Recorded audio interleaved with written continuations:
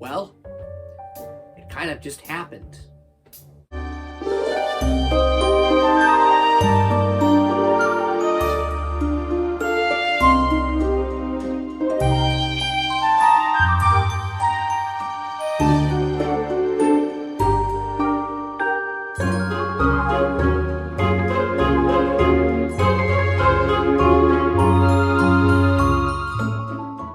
Hello, I'm Austin's Animals, collecting all things furry and fantasy.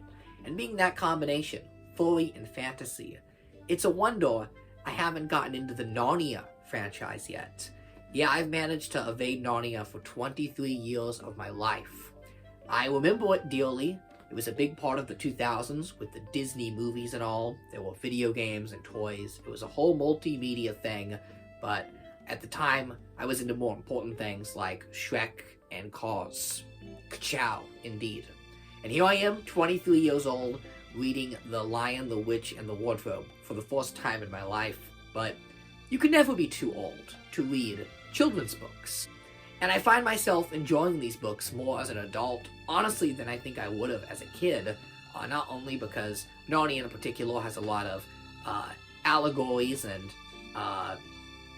religious allegories and allusions to folklore and mythology that would kind of fly over my head as a kid, but also because you're not held by the standards of the education system. I say that because I have a funny story with Narnia. I almost read Narnia in school. Perhaps my life would have gone differently had I read a book like this when I was a kid. It would have blown me away like Harry Potter, but I couldn't check Narnia out of my library. My school district used an absolutely ridiculous reading level system, and if anyone else grew up in Southern California in the 2000s, you can attest to this. If you know this system, put it in the comments, but it was ridiculous. It was this decimal-based reading system where every book was given a grade point average, and you could only read books that were 1 decimal above or below that grade. So I could not read The Lion, the Witch, or the Wardrobe because I was a faster reader than that book. I was reading higher level stuff. I was a big reader when I was a kid. I loved books, but I was told by the school and the librarian that that's baby stuff and I shouldn't be reading that. Well, the books are a lot more high concept than that, and I can't believe they went by that system. Funnily enough, I actually bought a copy of Narnia at the thrift store that was from a local school district that had this grading level on the side. I couldn't believe it when I saw it. That's why I'm thinking of this. It gave me horrible flashbacks to being in the library. I can remember there was a series called Deltora Quest. Does anyone read Deltora Quest? That was like a big series in the 2000s, fantasy book series. But I could only read from book 3 onward. I couldn't read book 1 and 2 because it was below my reading level. I couldn't read it, so I only read from book 3 onwards, and I kind of had to guess what happened in those books. And I could have read the books on my own time, right, with my own will, but I was reading so much in school at that point that I just wanted to get home and play with my Star Wars action figures, right? I mean, didn't we all? But yeah, Narnia. Now, longtime viewers of the channel may remember one of my first videos was reviewing the Narnia Castle playset. I was in the full fox costume, laying down with the playset. Oh my god, filming that was a total nightmare, but it was so much fun. I only bought that because I just wanted a castle for my fantasy action figures. I wasn't specifically going after Narnia. But one thing I do is I just kind of buy fantasy figures I see. Minotaurs, monsters, dwarves, animals especially, wolves, foxes, and anthropomorphic furry creatures. That's what I love. As I began to read and watch the Narnia movies, I kind of looked at my shelf and realized I actually owned most of the Narnia toy line already. I've got the Prince Caspian Castle, I've got a lot of the minotaurs and monsters and creatures, and then just last week at the flea market, I bought a kid's shoebox full of Narnia toys. I should have taken a photo. It was so 2000s. It was a shoebox covered with stickers, and inside the shoebox were action figures of Aslan, Susan, Lucy, and a couple other figures. So I've basically got the collection now, instantly, all the Narnia toys. I'm not going to go over all the Narnia toys in this video, but I will show some of them because there's some really cool stuff. Some wonderful pieces I would love to have, especially from the Prince Caspian line. They did all the Minotaurs, all the creatures. These figures from the first movie, I almost have the whole set. I'm just missing Edmund and Peter. They're really, really cool. I mean, Aslan is ultra articulated. Even his jaw is hinged and can move. They're really, really impressive figures. I quite like them a lot. So I've got the action figures. You know, I'm watching the movies. And then at the thrift store, and always check your thrift stores because you'll find all sorts of great stuff. I found this set right below Aslan here. And this is a... Uh-oh. There goes Mr. Tumnus and Susan. They're gone. They fell. Off the world's edge. You know, Narnia's like a table. You fall off the edge of Narnia. If you've read the books or seen Voyage of the Dawn Treader, you know what I'm talking about. How Narnia is a table, and you fall off the edge of it, right? The world is flat. But yeah, I mean, this is no definitive Narnia collecting video. I'm just, you know, spitballing about this fun franchise that I've gotten into. I've got this. This is a ridiculous book here.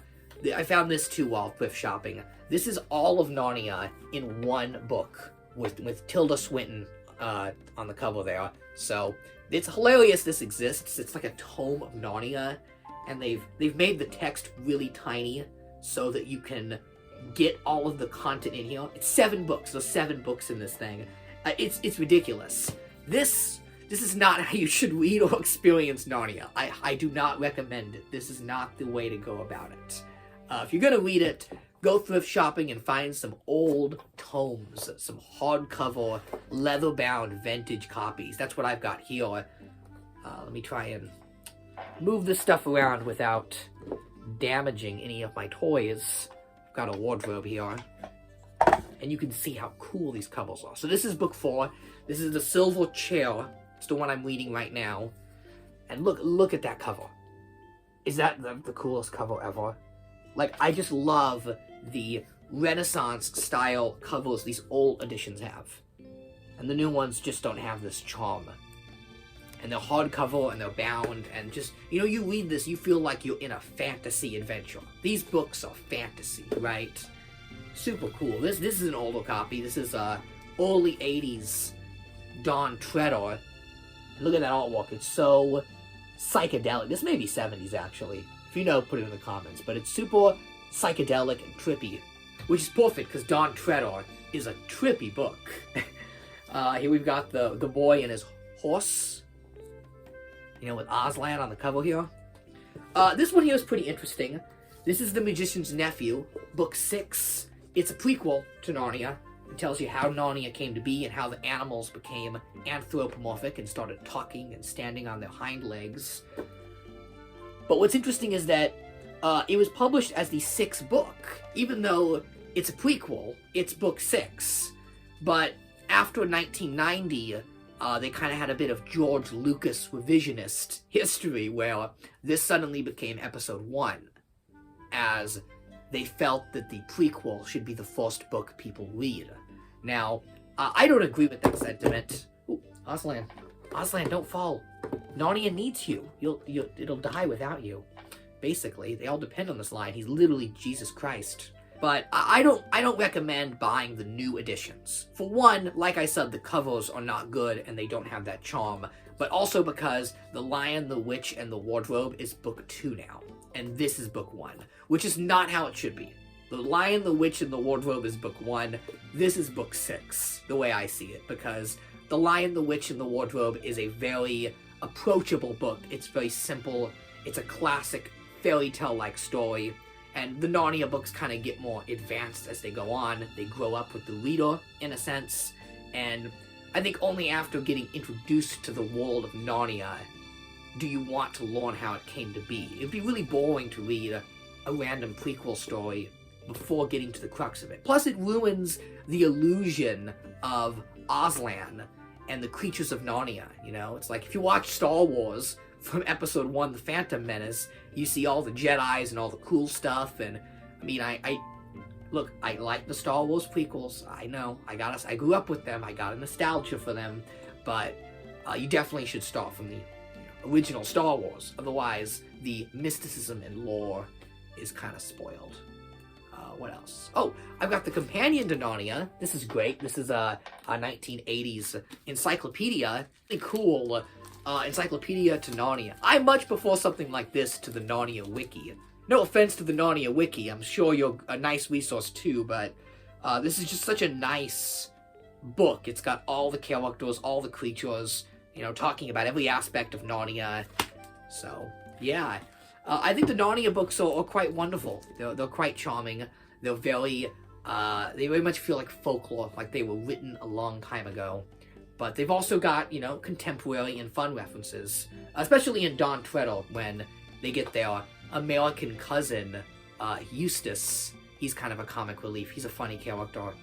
And he even name drops the Queen Mary, Los Angeles, local favorite. If you live in the LA area, you'll get that one. I read that. I'm like, is he talking about, like, the Queen Mary that's here in California? Yeah, he is. That's Narnia. So, that's about it. That's all I have to say. Just some fun reading material. I've gotten, actually, requests for Narnia when I dressed up in the faun and satyr outfit. I had people like, you really should watch Narnia. There's, like, satyrs and minotaurs and beasts. And yeah, I have to say I'm quite a fan. I really enjoy it. There's talking foxes and rat people and squirrel people. I love how much of Narnia is based on that world of animals. It's really a wonderful book, especially if you collect and enjoy mystical creatures and anthropomorphic and furry culture. Narnia's got a lot to offer. There's a lot of cool creatures in this. I quite like it. And again, they're approachable books. From, I would say, like, ages, I don't know, 5 to 105 will enjoy it. Because they're approachable enough that kids will enjoy them and enjoy the action and the magic.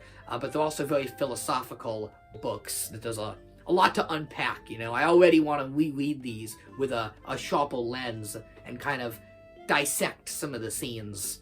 But, what hasn't been said about Narnia, right? People have loved these books since the 1950s. I don't know why it took me so long, but it's cool to read them, and then also discover that I've kind of already collected most of the Narnia toy line. Again, most of it. I'm missing Edmund and Peter. Weird tangent, but like a couple months ago at the flea market, I had Edmund and Peter in my hands.